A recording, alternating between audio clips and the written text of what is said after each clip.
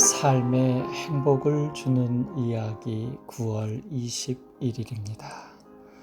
그들이 조반 먹은 후에 예수께서 시몬 베드로에게 이르시되 요한의 아들 시몬아 내가 이 사람들보다 나를 더 사랑하느냐 하시니 이르되 주님 그러하나이다. 내가 주님을 사랑하는 줄 주님께서 아시나이다. 이르시되 내 어린 양을 먹이라 하시고 요한복음 21장 15절 오늘의 말씀입니다. 예수님께서는 그답지 않으시게 베드로에게 물으셨습니다. 요한의 아들 시몬아, 내가 이 사람들보다 나를 더 사랑하느냐? 질문을 자세히 살펴보면 내가 이 사람들보다 나를 더 사랑하느냐라고 물으셨습니다. 바로 비교입니다.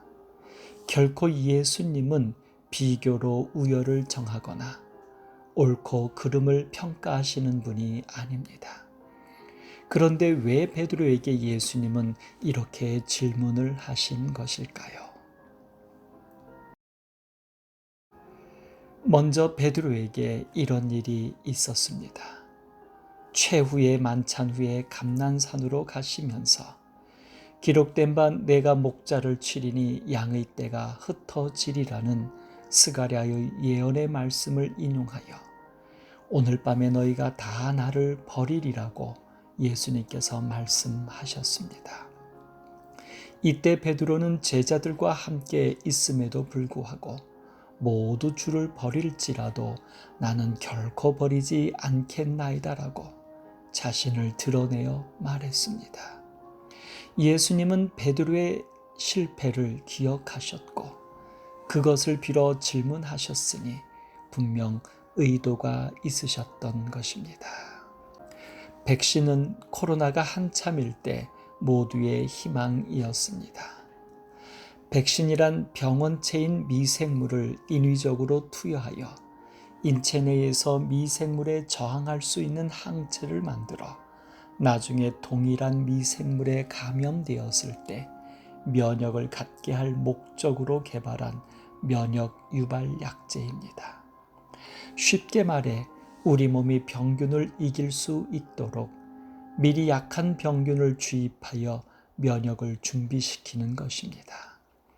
그러나 돌파 감염이라는 말이 일반화되었듯 백신으로 만들어진 항체도 감염을 막지 못하기도 합니다. 이에 모든 나라와 연구진은 치료제 개발에 힘썼습니다.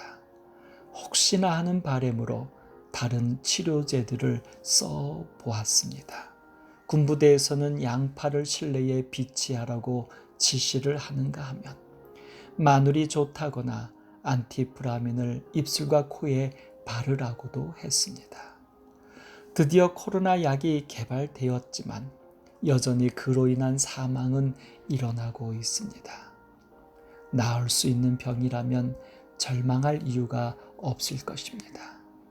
그러나 사실 코로나만이 문제가 아니라 여전히 백신도 있고 약도 있어도 감염과 죽음은 일어나고 있습니다.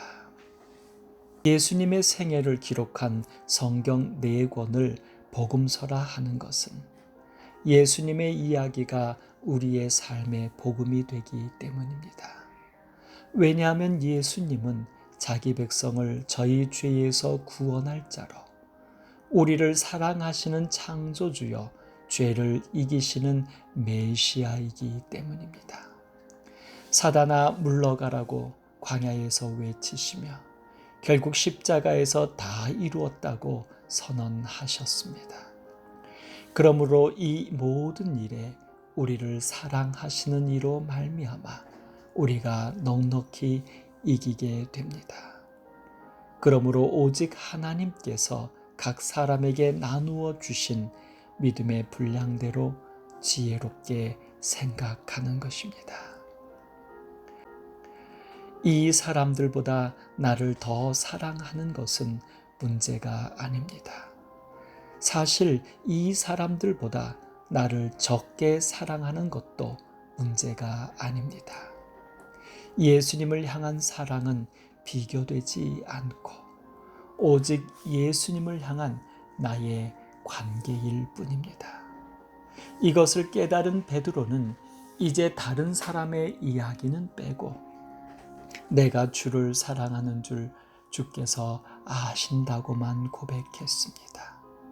그저 예수님을 향한 자신만의 사랑을 고백한 것입니다. 이에 예수님은 두 번째, 세 번째 질문에서는 내가 나를 사랑하느냐라고만 물으셨습니다. 베드로의 내가 주를 사랑하는 줄 주께서 아신다는 고백이 이제 나의 고백이 되기를 소망해 봅니다. 삶의 행복을 주는 이야기였습니다.